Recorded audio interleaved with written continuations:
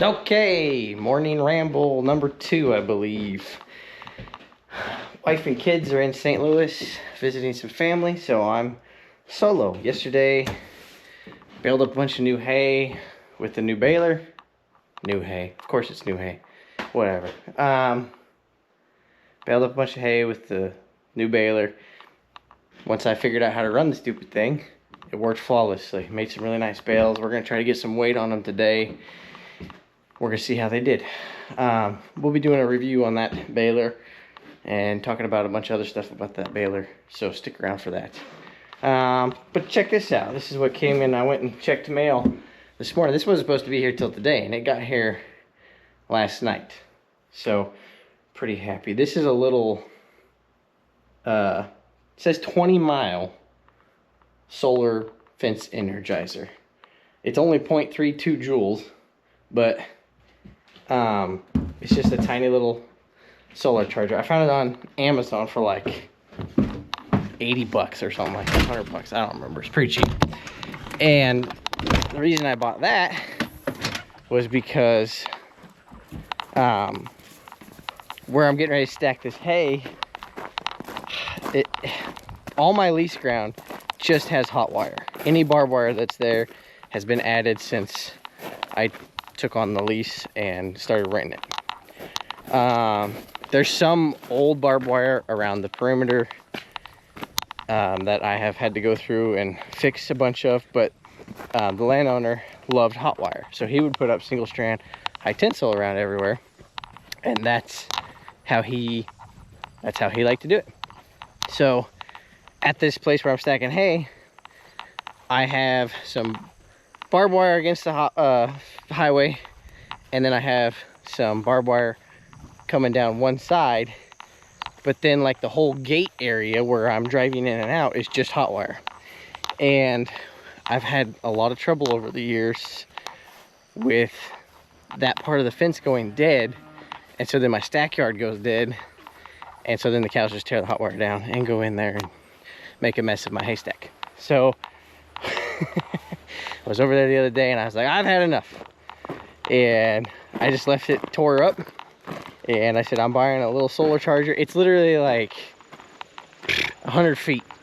And I'm gonna put a couple strands, maybe 3 strands of hot wire. And that little solar charger, that's all it's gotta run, is that. So it should be adequate to do that. Anyways, that's why we did that. Like I said, wife and kids are away, so I'm solo, and got in super late last night, so I'm kind of dragging this morning, getting a later start than I'd like, so it's already hot. But check this out. This poor little guy is not liking living with dad, because he's I guess I'm granddad. I don't know. It's my kid's dog, so I guess it's my grand dog. Whatever.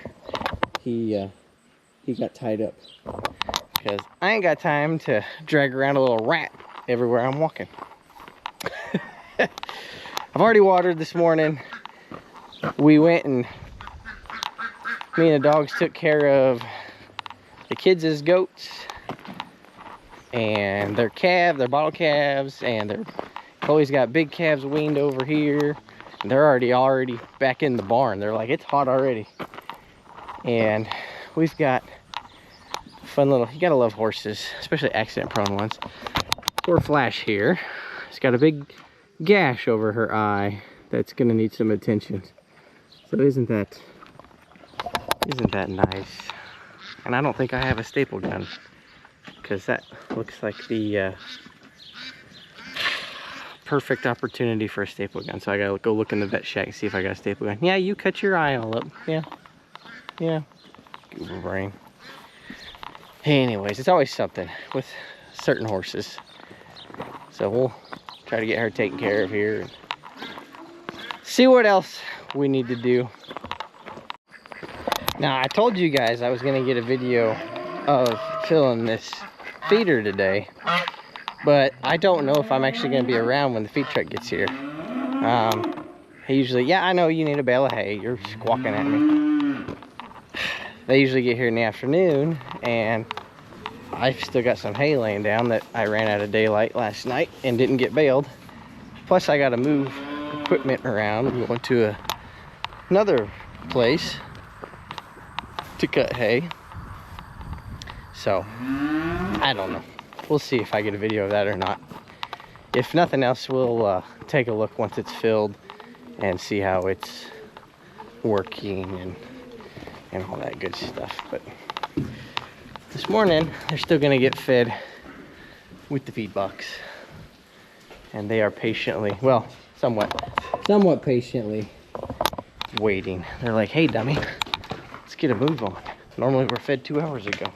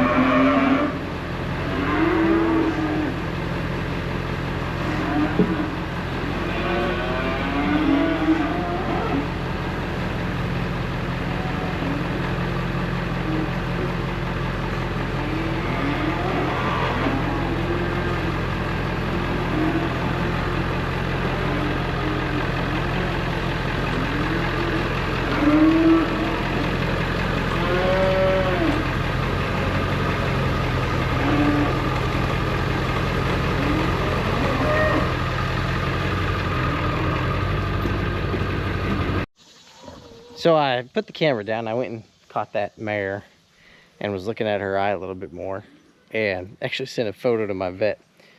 Like I said, Faith's not here to help. I don't think I can staple it safely by myself with as close as it is to her eye, and trying to, you know, hold her. And because when I go to staple it, she's gonna pull back, and so you can't really tie her. And I could dope her up, but there again, you know, it's always nice to have an extra set of hands, but getting that pinched.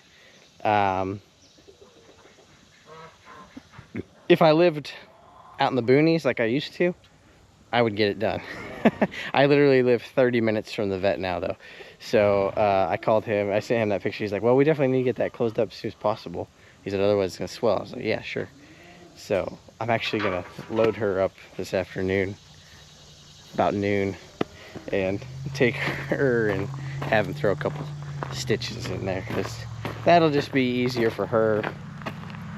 I don't have to fight her that way or anything like that. So that's what we're gonna do with that anyway. So, you know, that's always the fun part of owning horses. But anyways, like I said, today I'm gonna go bale up that last little bit of hay I got to make. I'm gonna start hauling hay. Apparently I'm gonna haul a horse, and yeah, I'm just making sure. I've got to make sure all the chores are done since no one else is here. I got to make sure everybody got fed. Chickens, dogs, ducks, cats, geese, gooses, ducks, pigs. Yeah, you know, it's a funny farm around here, I guess. You know. So. Man, someone needs to spray some weeds encroaching into the barn. So this is Joshua's chicken setup, and as you can tell, there's no chickens in there because I had them this nice fence. They were all staying in there, and then one of them figured out she could, well, several of them just jump over the fence. It's 6 foot tall, but a lot of them get up on the roof and then jump off. They were staying in, but then they figured out they could do that, and so then monkey see, monkey do.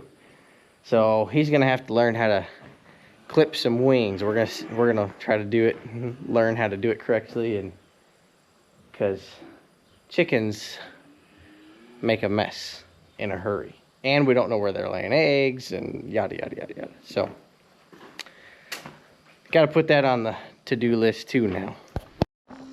All right, the last thing on the to-do list this morning is to fill buckets. So, we do a starter feed when these calves first come in. And get, you know, and I talked about that a little bit in the last video. And it's got a bunch of stuff in it. And then once they get on that starter feed real good, we'll switch them over to our grower feed, which is a lot cheaper.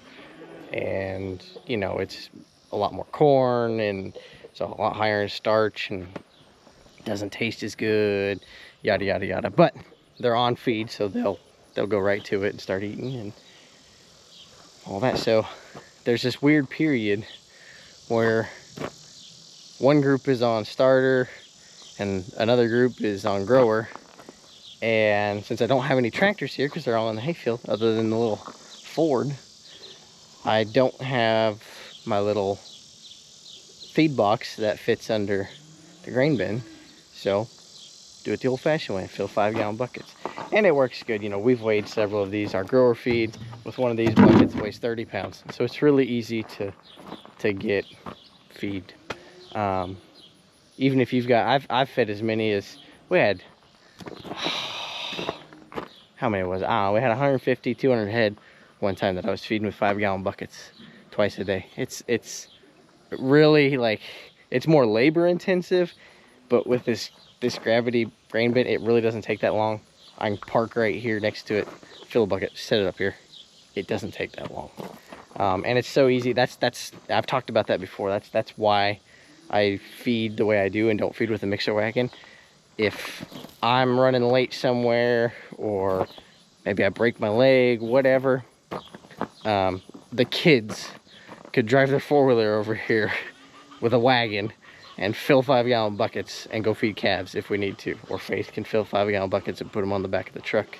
Whatever. It's so simple. Anybody, I could call my buddy Tyler down the road and be like, hey man, could you fill 5-gallon buckets? You know, I need 12 5-gallon buckets filled and fed to that group over there. And he could be like, yep, you know, that's why we do it this way. So that's the last thing on the list today. Go inside, make a lunch, and go haul some hay, and come back, hook up a trailer, and haul a horse to town to get some stitches. Make sure you're following along for these wonderful morning walkabout rants, talks, topics. I don't know what we're gonna call them yet. Morning talks with Joey.